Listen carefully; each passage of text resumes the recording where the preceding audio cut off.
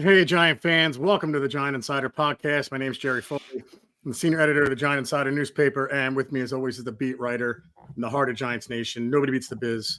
Chris Bisignano. Chris, before we get started, I want to thank our December sponsor, Brewskits. Calling all Giants fans. Make every game a big win for you and your pup. Brewskits is your dog's game day ticket to big-time fun. Huddle up and score big with your four-legged companion.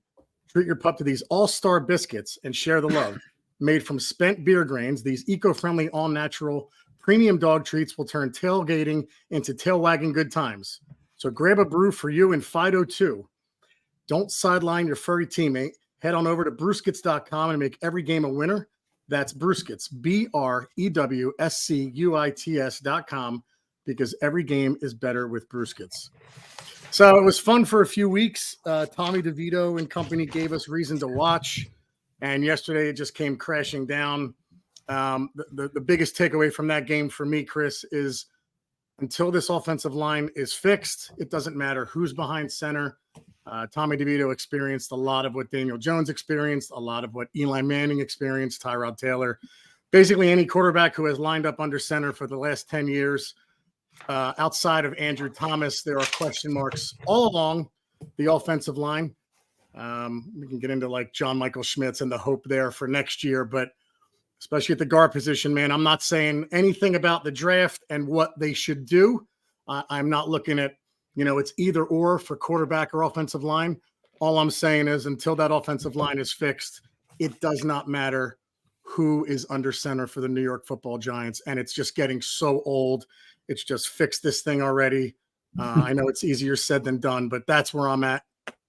Overall, that's my biggest takeaway. There's other issues I had with the game, but my God, the offensive line, dude, it's just the same story every game, seemingly every year since 2011. Yep. You saw it yesterday, right? And it wasn't like it was coverage sacks either. It wasn't. Guys were just getting beat up front. Yep. Once again, they're struggling with Twist. Pugh and Bredesen, below average players. Schmitz, an average player, all kinds of issues up front. So I thought Tyree Phillips was all right. I thought Andrew was all right. But inside, getting those TE twist was little loops. Nobody blocking him. Looking like it's a preseason game. It's amazing. So, yeah, no question about it. As you look, as you start to look ahead now the Giants are 5-9 and any of the bullshit playoff talk is out the window now and all that stuff. You have to look and say, man, once again, you got to fix this offensive line. It's because you peek ahead to next year and you need guards. You got to go back with Schmitz. Hopefully he improves. Your right tackle's a question mark. And the only one that's not is Andrew. It's unbelievable. So unbelievable. Here we are again a year later. And you're looking at 4/5 of the line, in my opinion, are question marks. Oh, well, excuse me. The guards isn't a question mark. You got to upgrade that. And please, before anybody starts with the McKethan, no. Or Azudu. Please upgrade the guards. If you have to go with one of them, because, there's only so many guys you could draft, free agents, or whatever it might be. Yeah. But let's stop pretending like this. I'm sorry. But once again, Neal's going to be a question mark until he proves it next year. Schmitz has been up and down. I saw last night, late, I was going through Twitter, and I put that on Twitter that Schmitz has been up and down. He was horrible yesterday. He's had an up and down rookie campaign. And I saw Carl Banks liked it and retweeted it. So I guess Carl's on board with that. Observation.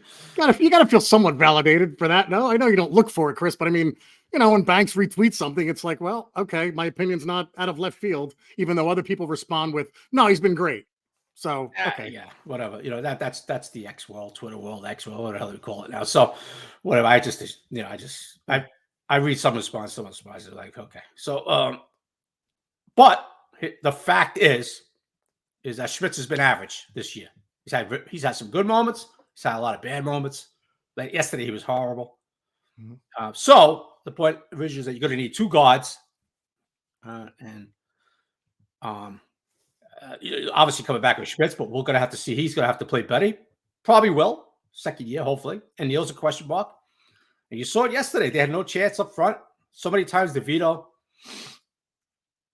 and the Saints were not going to let happen to them what happened to the Packers last week, undisciplined pass rush lanes and all that. They weren't going to let DeVito get out of there, okay? Very smart the way they approached it. Not to mention they have one of the best middle linebackers in the game. Yep. Mike Packers and Demario Davis, who showed again how great he is yesterday. It's better with age. And then you got some drop passes, that didn't help Tommy at all. One by Slayton early in the game. So instead of a 3rd and 4, you're looking at a 3rd and 12. Yeah. It's unbelievable, but just you look around the league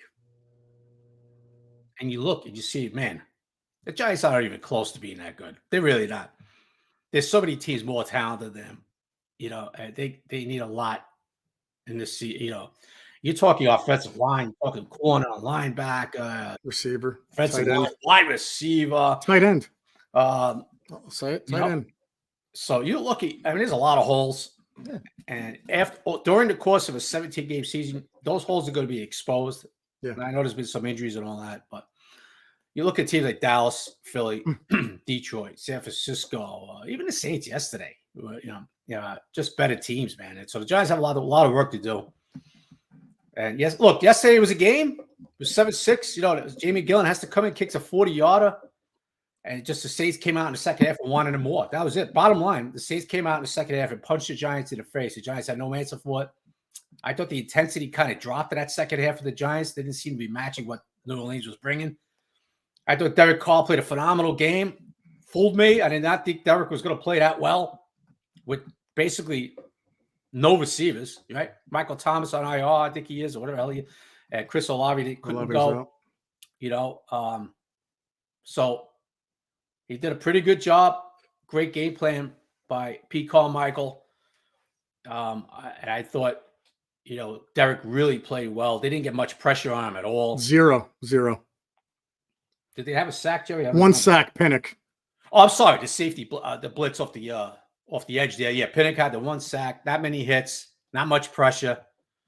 And they were out. They were without Ryan Ramczyk, their Pro Bowl right tackle. So yeah, without Olave and Ramczyk, and you go into that game thinking, hey, we got a pretty good chance here. Yeah, look, I had it close, right? It close. It was close at halftime. Second half, the Saints just kicked him. They just punched him in the face. The Giants didn't respond.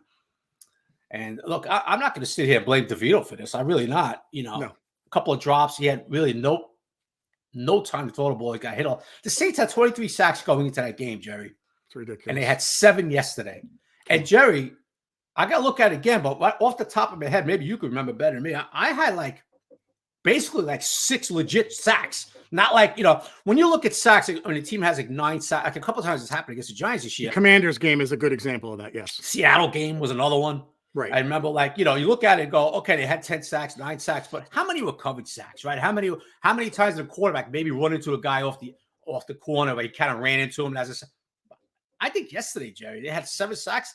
I believe maybe I'm a little high, but I would have to say the top of my head before I look at it again.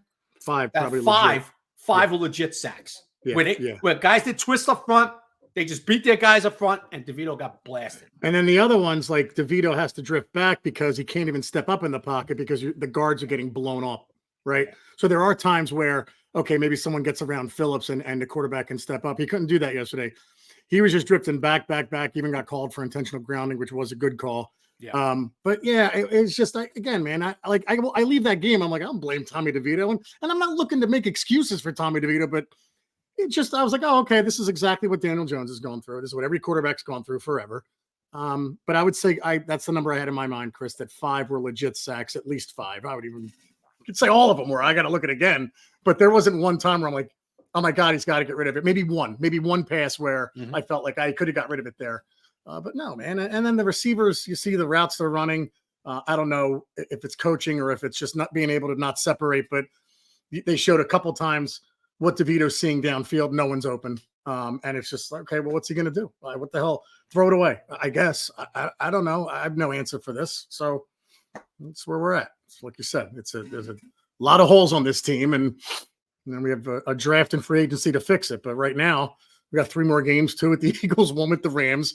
Every game is probably going to mean something. And we've got to get through this now with this offensive line and this offense. So. Oh, it's going to mean something for the Eagles and the Rams. Right. Yeah. Sure. That's what I mean. Like even for the end of the season now, you thought for a while, maybe the Eagle game won't mean anything because they'll have number 1 wrapped up. No, it's going to mean home field advantage probably for them. Yeah. So. Yeah. Especially, Dallas made it easier for them yesterday, So, hey, that's sort of, look, the Saints needed that win. They're fighting for a division. Yeah. And they came out and took it in the second half. Sometimes, I look at it yesterday and, the Saints are 26 against the run. And the Giants basically came out throwing the ball. And I thought maybe the first series, all right, they're going to come out, try to loosen them, and then start running it with Saquon. But it really didn't happen. Saquon winds up with 9 carries only. Don't forget, this game was tight. It was 7-6 at halftime. Yeah, right. Yeah. I didn't. Sometimes I just look at it and go, okay, well, let's pound Saquon. That's what I thought they were going to do. I was on, I was on a Saints talk radio show, and they were asking me, Chris, what do you think? You think we're going to see? We're going to see, because it was a radio announcers. Actually, it was Deuce McAllister, this other guy. Yeah. And they were like, "What do you think we're going to see Sunday?" And I was like, "Well, I think you're going to see a lot of Saquon Barkley early. You guys are struggling against the run. Last week, Chuba Hubbard had like 100 yards on you. They had 200 yards Carolina the week before, so I figure you're going to see a lot of Saquon, right? Well, He really didn't. And I thought that was a little bit surprising. Matter of fact, Saquon only played 50% of the snaps yesterday. He was coming out on 3rd downs at times. Yeah, Matt Breida was in a lot, dude. And I kind of looked at it like, what's going on here, And then with Saquon, when he did get the ball, wasn't doing anything. So up front, they couldn't block either, So, hey, look, Jerry, Justin Pugh's a nice story off the couch. Gave us some snaps to left tackle. They held, until he started collapsing there. And then we got Andrew back. Then he put him over to left guard, which I remember being X at the time. What do you think happens to Pugh? I said, well, I guess they're going to slide him over to left guard. He's going to start, but me personally, I would have had Brenison and Glowinski, who was playing well before he had the personal issue. But here they are. They keep seeing Pugh out there, and Pugh looks horrible. Let's face the facts. He's a nice story, talks a lot with the media, this and that, but he's not just a Pugh of old. Not that he was really good back in the day. Anyway, he was always a pretty good player. Don't get me wrong, but he's below average. But he's just a below average guard, dude. He was getting destroyed yesterday. And we're not talking about Aaron Donalds up front here. We're talking about Saunders. We're talking about Nathan Shepherds. We're talking, come on, so. Why can't they pick up a twist, Chris? I mean, okay. If you're a rookie and all right, but there's no rookies anymore, bro. Right. Okay, fine. But why can't this just is week 14? The rookie shit's out the window now. Better yet. But why can't they? Is it coaching? Is it them? That's what I don't understand. That when a team runs a stunt at them or a twist, it's almost like they've never freaking seen it before. Yeah, there was. Or they bad. Sorry, go ahead. No, go ahead. No, go ahead. Or is it a talent issue? Or is it all the above? It's all of the above, Jerry. Honestly, it's like, what are we doing communication-wise? Why does it look like we've never seen this stuff? They're not picking up that responsibility. Not very talented up front, and all that. And you have to throw in some coaching. Like, why are these guys, why aren't these guys communicating up front? What's the problem? And it was, nothing exotic. It was just, those twists that they kept running them because the Giants couldn't block it. We've seen that, Jerry. I mean, if I had $1 for every time I put on Twitter, they're having a problem with twists up front, I'd be a millionaire right now. We wouldn't need sponsors. And I'm not just talking about this season. I'm talking about the previous 7 seasons here. We've been doing this. I'd be a millionaire right now. Yeah. So yeah, you would. I just it's baffling, and it's like you said, maybe it's all the above, but I watch these games and you see it, and then I look at your tweet or your X, and I can't run it, can't stop a twist. I'm like, wow, I've seen this a billion times over the last however many years, and I just cannot believe, like you said, it's week 14 or 15, whatever it was, and we still can't stop it. Yeah. And it's almost as if we've never seen it before. It's embarrassing, and I don't know what to say. But that's where this offensive line is and has been forever, it seems. And like you said, dude, Pugh was a good story, and you like the veteran leadership, but it's not nothing seems to be helping. And you touched on something before about next year and 2 guards, and you hope Schmitz gets better. And I don't want to get ahead to the draft, Chris, but I gotta like say this, right? I'm just gonna say this. If you're not taking a quarterback, and I don't know, Chris, a guy like Joe Alt is there at right tackle for you to pick at 7, and your plan is Evan Neal, I'm gonna go on the record to say you have to be out of your mind not to take that kid or someone like that. Like for me, Chris, I'm at the point where Evan Neal cannot be a oh my God, this is the rock solid plan next year with no alternatives. We are Evan Neal or die at right tackle. I just think that's a little insane. I think you have to consider other things that could happen where, all right, we have to figure out what we're doing here. So, look, it's very early in the process, but because of the fact that you need 2 guards, your right tackle position is a giant question mark, and you're still worried about John Michael Schmitz taking the next step. Again, it's very early in the process, but that has to be considered as well, in my opinion. That's all. Yeah. I don't know what they're going to do, but if you think you have a bona fide stud that you could grab somehow, and again, they might do something else, but if he's there, that's all I'm saying. That's all I'm saying. Yeah, that'd be fascinating to see how that develops in April. Right. It will be. To see what happens there, because they're gonna have like a top 7 pick, 8 pick, 6 pick, 5 pick, whatever the hell it turns out, right? Right. Because I don't think they're gonna win the last 3 games. I really don't. So me neither. They're gonna have a top 7 pick. So it'll be fascinating to see what they do with that, right? Right. What they're thinking. Yeah. And I'm saying if like the guys they wanted are gone and he's there, it's like, okay, come on. Let's not screw around with this freaking offensive line again. Let's get this right. And take a kid like that who's looks, of course, Evan Neal looked like that too, but looks like a bona fide starter for 10 years. So anyway. That'll be fascinating down the road to see how they approach that. It will be. So on the other side of the ball, but Chris, let's take a break before we do that. Guys, you're listening to the Giant Insider podcast with Jerry Foley and Chris. Nobody beats the biz, Bizignano. Hang on one second. And we're back. Folks, you're listening to the Giant Insider podcast. Go ahead, bud. And the other side of the ball, not much pressure. Pretty quiet game for Tibbs. Aziz, even a Curry, pretty quiet game for him. I thought they gave up a little too much space on the outside with some of these guys, receivers, Adoree, even Tay one time. These guys are a bunch of number 3s out there. I mean, so much space between them and the receivers. And I have to tell you, dude, you're in the red zone. No Chris Olave, no Michael Thomas, and they're in the zone. Yeah, I didn't get it at all. And I'm like, why the F are they in the zone down to the red zone? And you sort of one touchdown. The guy just sits in the zone, sits in the window, and Carr all the time in the world hits him for an easy touchdown. Yeah. And I see, somebody was putting on Twitter and, Pinnock's had to get over there. Well, Carr looked to the corner. Pinnock read his eyes, started going to the corner. Great job by Carr, but why are we playing zone all of a sudden in the red zone? I mean, and if you thought, I'm looking at it like, did I just see that correctly? Like what the hell? There's a bunch of number 3 receivers out there. Why aren't we playing man up? And then Sean O'Hara said it in the post game. Sean O'Hara goes, we've been playing man there all year in the zone. He goes, and all of a sudden he goes zone defense in the red zone. So even Sean O'Hara's like, I don't quite get that either, but that's sometimes, like I said, you look at it and go, why are we in the zone there? On the live stream, people must listen, obviously, to the podcast, read the tweets, read the X, whatever. They're all just, all the comment is bad wink, bad wink, bad wink, bad wink. And we were all talking about it. Like, it doesn't make any sense. It didn't make any sense. You did them a favor, in my opinion, Totally. You did them a favor. And I was texting somebody during the game, and I was saying, well, this is, he's played a lot of zone the last 2-3 weeks. Okay. I said, but this is the game they should be playing more, man, because it's not, he's a fast kid and all that, but he's not a 1, Yeah. They should be playing more. This is the game that Wentz should be playing more, man. He's playing zone, especially in the red zone.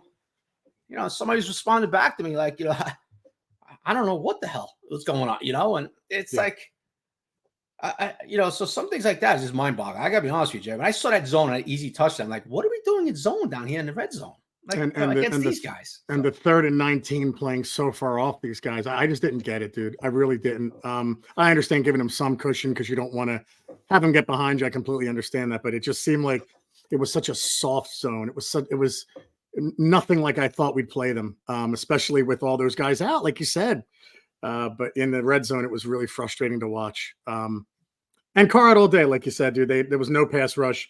You saw that Thibodeau was double teamed at times. Dex was double teamed. I saw Dex triple teamed at one point, and no one else can step up. We have a bunch of, look, Ashawn Robinson, Roaches, like they're nice players. They're fill-ins, but again, you talk about the holes on this team, and I don't want to constantly dwell on it, Chris, but that's another one. You need more pass rush. You need more. Aziz looked okay a couple of times. Well, he got back there, but you just need more consistency. So there was no rush and a soft zone. That's a terrible combination for a defense. I mean, he had all day to find these guys. You can't, Derek Carr's a type of guy, Jerry. That's how you beat him. You got to get some pressure on him because he'll start throwing the ball. Yep. You know what I mean? He'll start making bad throws. He'll throw it to the other jersey. Yep. But when he starts getting in that rhythm, like we saw yesterday, I mean, he wound up, Jerry, 23 or 28, I believe. Oh, it was ridiculous. His 23 or 28, great quarterback rating, a couple touchdowns. When he gets in that rhythm, Carl, don't forget, he can really hurt you. And he got into that rhythm, and the Giants allowed him to get in that rhythm. So that was the story there. And the second half was all Saints, and the Giants just couldn't really match what the Saints were bringing in that second half. The Saints kicked the crap out of them, and they went on to a pretty easy 24-6 win, which at one time was 7-6 at halftime. Yeah, and you talked about it before. I don't want to jump back to the offense, but there's a point I just want to bring up. The throwing on first down, Chris, really was puzzling and annoying because you're throwing on first down with a kid, and right away, every second down, Chris, seemed like 2nd and 12. 2nd and 10. They were just constant. And then you're running on second down and they're waiting for the run. So they're stuffing them right away. So you're not even giving your running game a chance because after you throw the incompletion on first, whether it was a drop or incomplete pass for whatever reason, you're running on second and they're ready for it. Now it's 3rd and 12 because Saquon lost 2 or 3rd and 9. And Tommy DeVito in this offense is not set up to convert third down. I think third down, what were we, 1 for 13 or something? I don't even know the number. 2 for something, yeah. Yeah, it was 13, like something like that, yeah. Yeah, like this is why that happened because you're almost losing going into this. Yeah, 2 for 16, Jerry. 2 for 16. Wow, even worse than I thought. Even worse than you said, bro. Right. 2 for 16, and it was just like, why the hell are we throwing on almost every first down, especially towards the beginning of the game? We just get so pass happy, and we get pass happy on an offense that's not really good at passing. I baffled me, and.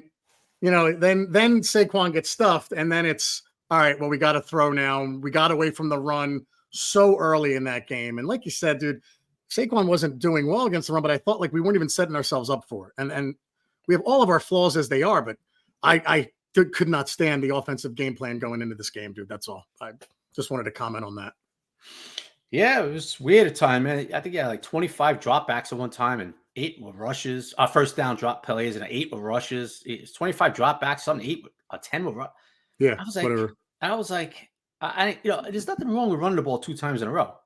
All right, so first down, you get stuffed. 2nd and 10. There's nothing wrong with running it. Yeah. How about you try to kick out some screens to Saquon to get the ball in his hands more? And Chris, you know what? If you run on first and don't get anything, at least it's a question whether or not you're going to run or throw on second down, right? Whatever. Unfortunately, we've seen Kafka a few times this year where he's kind of like befuddled by some of the stuff that's going on, the play calling, right? Yeah, totally. Yesterday was one of those things like, guys, so all right, if he's not gaining yards in the first half, you just don't abandon it. Stick with it. It just keeps. Now, Jerry, in all fairness, too, to Saquon, I mean, I was watching, and they were just getting blown up front, man. Totally. I mean, Jerry, they were just getting pushed back. I mean, yeah.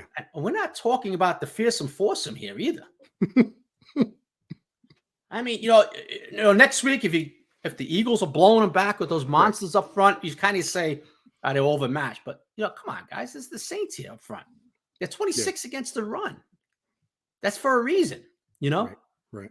So, get physically manhandled up front by those guys. It's just like, and Saquon really had nowhere to run, but you got to try to stick with it a little bit too, man. It's because you pass the game and working on. I know, I get it. You try to pass, loosen it up, get those guys out of the box, but it just wasn't happening yesterday, man. Jerry, when you get physically whipped up front, dude. Yeah. It's just like, man, it's just demoralizing, man. It really is. So, but Saquon getting 9 rushes. I don't think he had a reception. We had the one ridiculous catch he made. Oh, I'm sorry. Thank you, Jerry. Yes, The he had that one catch. He had that one insane one-handed catch right along the sideline. My God. But look, Saquon Barkley is a very good back. He's not Christian McCaffrey. I understand that. But you see the way they use Christian McCaffrey with receiving and running? Yes. Saquon's got to be more of that. Right. See how many touches McCaffrey gets in a passing game every week? Yep. To me, Saquon's got to be, I remember Bobby Okereke saying in training camp or early in the year, talking about Saquon, he goes, yeah, he's probably the best route runner, that I've gone against, So what the point being is that he has to be involved in the passing game a lot too. So if the running game's not going, he's got to be involved in the passing game. Yeah, and to me, McCaffrey's the MVP of the league right now. So I don't want to compare, but Barkley is one of the top backs in football, right, Jerry? I would think that's safe to say. I think his numbers would be pretty good on the 49ers, right? Can you imagine his numbers, because one of the reasons why is because Kyle Shanahan would get him the damn ball anyway. Yeah. He could. Yeah. So to me, the Giants, you got to get Saquon the ball more, man. If he's not running the ball, okay, to get him 3 or 4 catches, Jerry. Right. Look what they do with Christian McCaffrey. They're going to get Christian the ball no matter what, rushing and receiving. It's going to happen. Yeah. And to me, it's like 9. So he had 10 touches yesterday, Saquon, right? 9 rushing, not nearly enough, and the one great catch on the sideline. And to me, way too many games this year. We're like, well, why didn't Saquon get more touches? Why didn't Saquon? So he makes a catch like that, and it's like, wow! Imagine if we can actually get him the ball while he's running, like in stride. It's again. It is what it is, dude. It's a little comical sometimes. And I don't know what you thought of this. It was kind of annoying that took a while for Wandale to get involved. Like, there's a guy who starred Monday night. I don't know what they were doing to him. I didn't look at anything after the game, but it seemed like he didn't touch the ball to the third quarter. Again, dude, it's just let's get the ball to our guys who can, are exciting guys who can move the chains. But I don't know what they did to him in the first half. That's a side note, but. Once he got the ball in the third quarter, I said, oh, okay, it's his first catch or first time he's touched the ball. So is what it is. Darren Waller came back, made a big play, but that's another position, Chris. I got to be honest with you, dude. I don't go into next year thinking, okay, we're set at tight end. We're set. No, we're not. No. Yeah, I agree with you because he's just injured all the time. Right. Yeah. And, maybe it's because the line is so bad, but he's another guy you figure would be a little more involved. He had the big catch, 29-yard or whatever it was. But you can't rely on him because he's always injured. And then Dan Bellinger catches the ball and gets blasted. And dude, that was a terrible call. With the helmet to helmet where they gave him 15 yards. I feel like if he didn't get that, I don't know what the score would have been. I think we scored on that drive. I think that was the drive where we got the 3 points. Yeah. Well, we had the one roughing the punter that kept the drive alive. Yeah, right. That's right. And then the other one on the unnecessary roughness. Kept the drive alive. I thought Bellinger, one play, he's got to put his shoulder down, get to the sticks there. That was another one. Yes. I thought one play, I thought he was hesitant to get to the sticks. You got to put the shoulder down and get in there, I forgot about that. Absolutely, man. It's just you watch a game like that, Chris, it's demoralizing because there's just so many holes and it's so apparent against a team that is in your weight class, like the Seahawks were. But when you get blown out, which yesterday was a blowout, especially in the second half, it's like, man, we need a ton. And it was fun for 3 weeks to just sit there and say, well, if we win this game, win that game, maybe we can beat the Eagles once. And, you come off a game like that, and I'm with you, dude. It's like, man, are we going to win any of these games down the stretch? That's going to be tough, dude. So, but look, the bright side yesterday was, I guess Jamie Gillen can do a lot. He can punt well, and he can kick the field goal. Maybe that look easy. that wasn't even a question when he kicked. It was like, wow, that's good. All right. I text Lawrence Tynes and I was like, man, you Scottish guys could do it all, huh? Oh, nice. Like, the hammer. Yeah. So obviously when Bullock pulled up the hamstring injury, I was curious to see who was going to try to. I thought they were going to go for the fourth down. I wasn't sure Jamie could even kick field goals, to be honest with you. Same. And I thought every fourth down they would go for it. In the plus area there. So, but no, he lined up and booted. It was a good job. They had a kick off, and Gunner had a hold on the field goal. Someone said Kreider was warming up. I said, well, who the hell is going to snap it to him? Can't snap it to himself. Somebody said Kreider's warming up kicking. I was like, what? I had no idea if he was or not. But Gillen, look, I mean, there's been issues with McGahee, but to have someone at the ready when your kicker goes down, I'm impressed by that. That's one thing this coaching staff, you got to give him credit for. I don't know how many teams have that ready. I have no idea. That's not something I would think about. Like, what if our field goal kicker gets hurt? Who's going to kick? I don't, that's not something you think about. At least me. Well, every team does though. Every team they have a plan B. So credit to them. Yeah, credit to them. Obviously, Gillen was ready to roll the field goal. He was playing B. Because I was with you, I thought, well, we're just going to go for it all the time, and that's what I thought. Yeah, but I figured, Jerry. What I figured was that if Gillen was going to kick field goals, it'd be like 30 in, 35 yards in, not 40. Right, like that's why I figured they would go for it on the fourth downs. But obviously, Gillen told him, "No, I'm good. I could go," and he went out there and he did it. So credit to him; he was ready to roll. Yeah.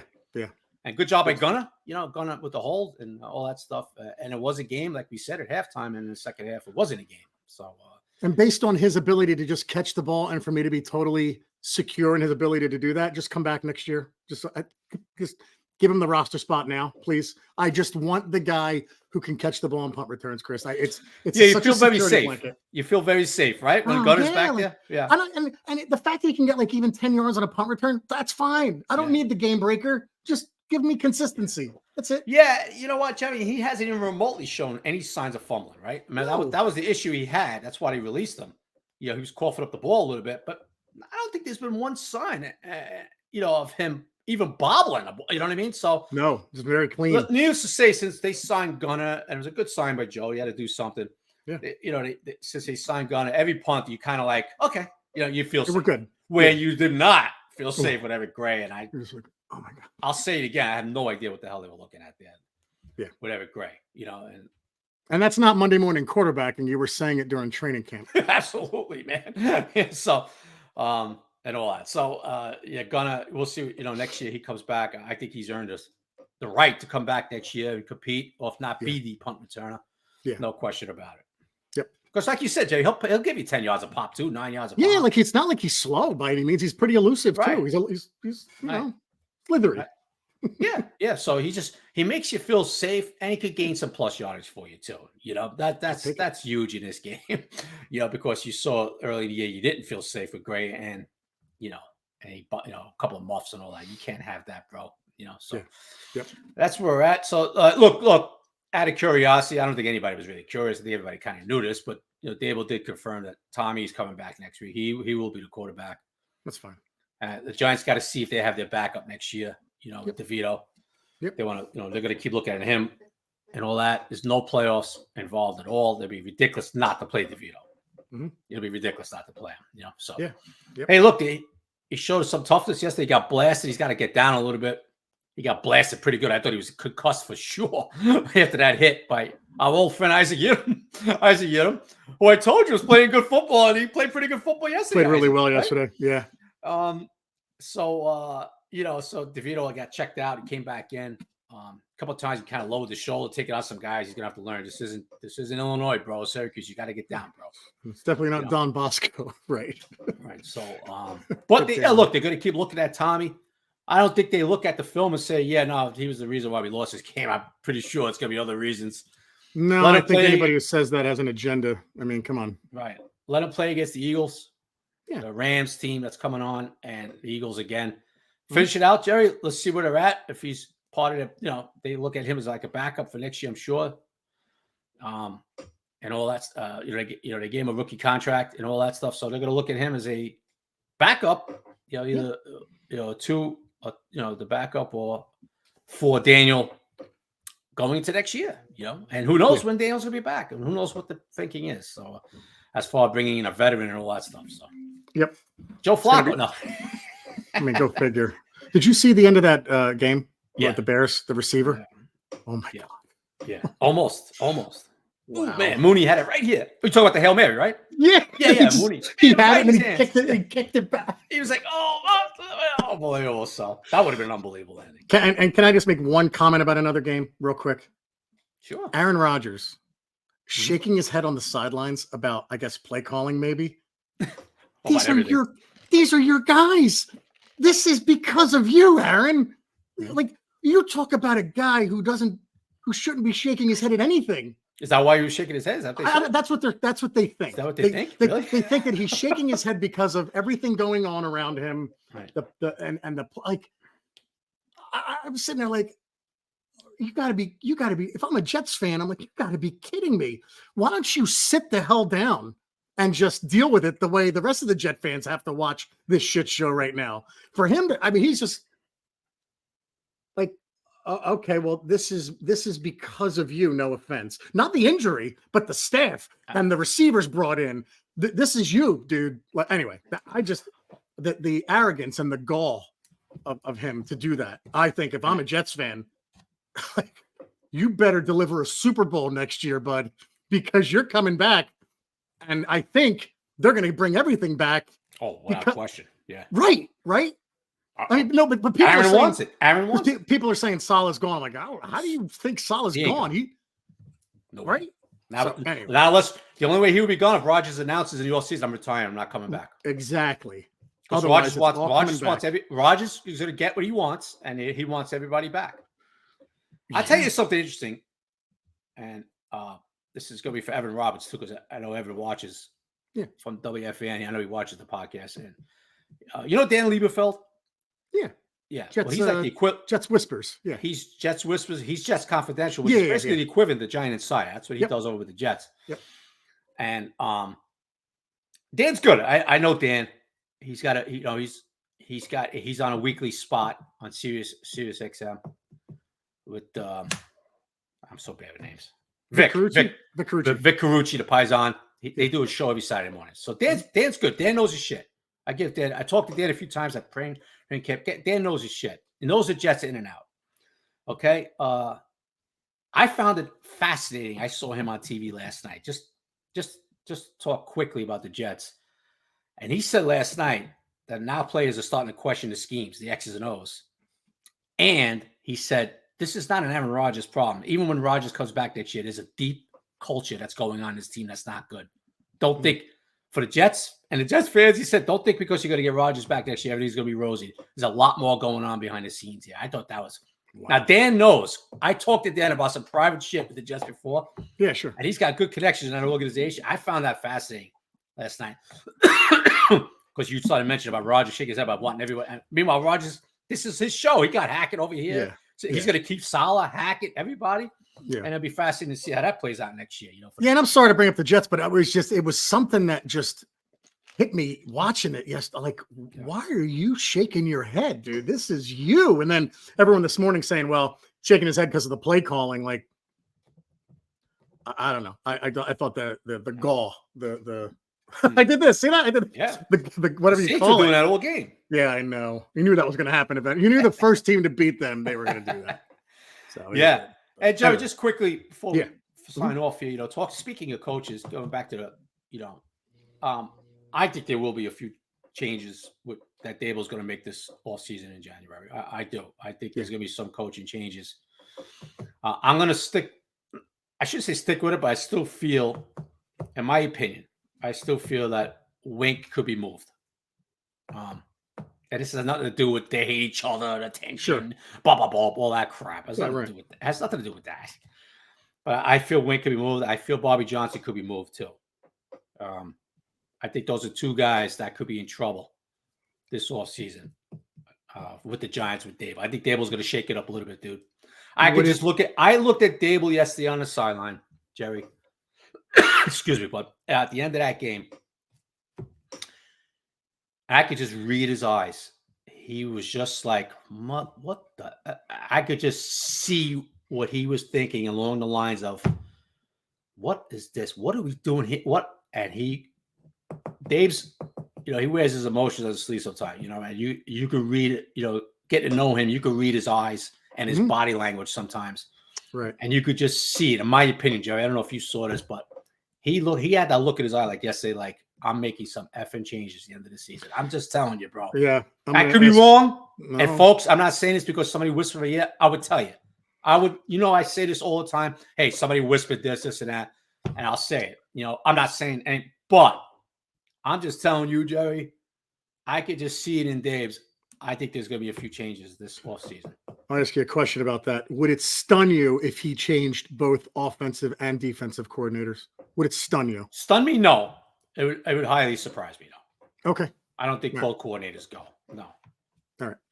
I don't think Kafka deserves to go. Jerry, you can't, I know after a loss, everybody wants to fire everybody. And no. And this game plan sucks. And not every game plan is going to work. And you could, like I just did. You're like, I don't quite get.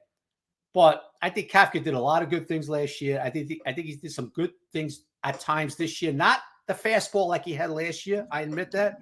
Yeah. But also a lot of other factors play into this too.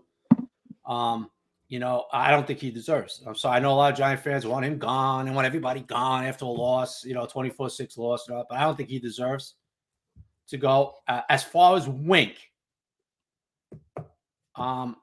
let's put it this way. I'm not going to be surprised. I've been saying this for weeks now, right, bro? Yeah. I'm not going to be surprised if they move on from him. Yeah. I got to be honest with you, Jerry. And I'm not blaming all the offensive line or woes on Bobby Johnson either. But it hasn't really progressed with him, Bobby Johnson, this year. Yeah. I think Evan Neal is a big one. And I think it would surprise me. I have to be honest with you. It would surprise me if he stayed. Oh, I couldn't agree more. Especially with the state That's of the my offensive opinion, line. Jerry. And, I would tell you, dude, if somebody's very reliable, say, hey, Chris, listen, this guy's done. I would tell you, nobody has said that to me. Nobody's even talking about that crap in the building. And anybody says that they think they didn't know, they haven't even talked. But it would surprise me if Bobby survived. I agree. I think that's it. That's the easiest one to make based on the non-progression and in some points regression of this offensive line. It is what it is. And maybe it's the players, but you've got to coach them up. I mean, Tyree Phillips leaves. I agree. And comes back a better tackle after playing 6 weeks with the Eagles, Chris. Mm-hmm. Right? Stoutland? Oh, Jerry, I agree, bro. Yeah. Right. So, okay, that's Stoutland University down in Philly. Yeah, that's a pretty good example of the fact that we probably should make a change there. So I agree with you. That's the one that's easier. I think the regression of Evan Neal probably going to do him in. And I'm not blaming everything on Bobby. Right. I'm not. No. I hate to blame coaches for everything, but when you're 7th overall, it kind of regresses a lot, Jerry. Yep. And I could tell you that somebody whispered in my ear. It has nothing to do with firings. Mm-hmm. But there's been a lot of questionable blocking schemes that Bobby has taught up front, especially with twists and stuff, that some people in that building are like, what the hell is being taught here? Oh, my God. That I could tell you, So we'll see. We'll see what happens with Dave's. But I just looked at Dave's and I said, yes, I know during the fourth quarter, I said, man, he is going to make some changes. You could just tell there's some things he is not happy with. So we'll see. We will see. All right, guys. We'll come back later this week. We'll let you know what night. Preview the Christmas Day matchup against the Philadelphia Eagles. Whew, my God. Put that one on your Christmas list, folks. Anything else, buddy? Here's the best part, Jerry. Yeah. If Dallas loses to Miami, I think they're playing Christmas Sunday, right? I think they're playing Miami Christmas Sunday. Yeah. The Eagles are going to be playing for the division. That should be fun. Oh my God. All right. So anything that should be real fun in Philly. Any more good news, Chris? Yeah, no, I'm sorry. Oh, it's Christmas this week, folks. It's Christmas Eve Sunday night. There's the good news. Oh. And I think, another good news for us Jersey residents. Yeah, I think this 25-inch rainstorm finally stopped, at least by my house, slowed down. So I think it rained like 5 inches overnight last night. So the wind. Unbelievable. I think that's good. I think it actually finally looks like it's slowing down and stopped. So we'll see what happens. The wreath hitting the window sound like birds were flying into it last night with all the wind. Freaking me out. You thought you were watching a movie, The Birds there. Oh my God, what the hell? Oh, wait a minute. Have you ever seen The Birds? Oh yes, I have. Yes, Alfred Okay. Hitchcock. Yes, I yes, yes. I forgot who I was talking. I had to remind. I don't even wasn't even sure you even saw that movie. Okay. Yes, I have seen The Birds. Okay. We gotta do a movie podcast in the off season where there's nothing to talk about, dude. Because I think people would actually give it. I think people would listen to that and be like, "What movies has Jerry not seen?" Good stuff. I'll get Ryan Dunleavy from the Post Real- on, and real you quick, two guys could compare notes. Real quick, I'm gonna throw one out there. There's a lot of movies I didn't see that you're gonna be you're maybe stop talking to me that I haven't seen, but a lot of it was because of like the early '80s and I was a certain age and I there weren't VCRs where you could like sneak and watch this on cable. So and then once that time passes, you don't see them. But oddly enough, the first movie I ever saw in my life, what I can remember, my parents must have just said, "I can't find a babysitter. We're gonna take him to it." Right. Is Cannonball Run. Oh yeah. With Okay. Burt Reynolds and Yeah, like that's that. But nice. but that's the first movie I ever saw Oh, as a kid. Like I just think that's a weird movie. that's to a weird go movie. to. Well, probably because your parents couldn't get somebody to watch it. Probably. That's exactly I it. would imagine. Yeah. Right. And the jokes in that movie and the girl showing her chest, I'm just like, all right, I guess this is my first movie. So I just find Jerry, that Jerry's funny. You talk about remembering things when you're little, right? Certain things you remember. Yeah. Speaking of movies, one of the first movies, I was 9 years old when I saw it. For some reason, my mother takes me, "We're gonna go see this movie, Jaws." I was 9 years old, dude. We're in the movie theater, and when that scene, you have seen Jaws, right? a billion times. Okay, but the scene when the Love it. head comes out of the boat, I dove. I was 9 years Yeah. old. I dove under the seat in the movie Yeah. theaters, man. Yeah. I was like the scariest thing I ever seen, man. I was like, Yeah. but That's so funny. to get back to your Back then, 80s. how different parents were back then. Anyway, go ahead. Yeah, exactly. Oh, I know. Just didn't care. Like, okay, we're going. Yeah. To get back to your 80s cable excuse that you're trying to, come up with there for not watching movies. Butch Cassidy and the Sundance Kid, 1969. I was 3 years old. I must have saw that movie 75 times. So Oh no, like I'll give stop you with your one. excuses. with No, this, like that. like Fast Times at Ridgemont High. Yeah, okay. Never I'm saw talking it. about classic movies, dude. No, I know, but That's everyone's funny. seen. That's a movie that That's great. everyone's seen. Spagoli, yeah, whatever. Yeah, I'm talking about classic. that's fine. movies. There'll be a lot of those too. I talk about movies with Robert Redford and Paul Newman in it, and you're coming back at me with some dopey movie with No. Sean Penn as My- Spagoli. Right. My point is, there's a lot of movies that everyone has seen that I haven't, in like that genre, if you will. No excuses for that. Sorry. No, there's none. There's none. No excuse. It's like football. No excuse. No excuses. All right, Good so we'll stuff. see everybody during the week. All right, guys. Talk that about was- the Eagles. How they going to was- upset the Eagles next week. That was fun. Sundays and Christmas days are giant days. Take care, everybody. Bye-bye.